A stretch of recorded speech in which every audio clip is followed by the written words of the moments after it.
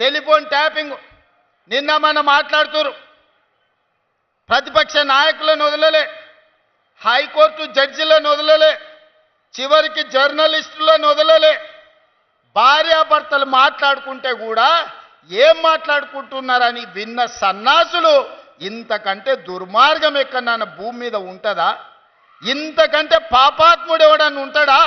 పెళ్ళా మొగుడు ఫోన్లో మాట్లాడుకుంటే కూడా వాళ్ళ మాటలిని, సినిమా తారల మాటలిని, ప్రతిపక్ష నాయకుల మాటలిని, జర్నలిస్టులను జడ్జిలను కూడా బ్లాక్మెయిల్ చేసి, వ్యాపారాలు చేసుకునేటోళ్లను బ్లాక్మెయిల్ చేసి, ఎవరో కాదు బీజేపీ ఎంపీ విశ్వేశ్వరరెడ్డి గారే చెప్పారు, మా ఫోన్లని మా భూములు కొనుక్కున్నోళ్లను బ్లాక్మెయిల్ చేసి కోట్ల రూపాయలు ఎలక్టోరల్ బాండ్స్ వసూలు చేసిండ్రు, మమ్మల్ని బెదిరించి మా దగ్గర కోట్ల రూపాయలు కొల్లగొట్టిండ్రని.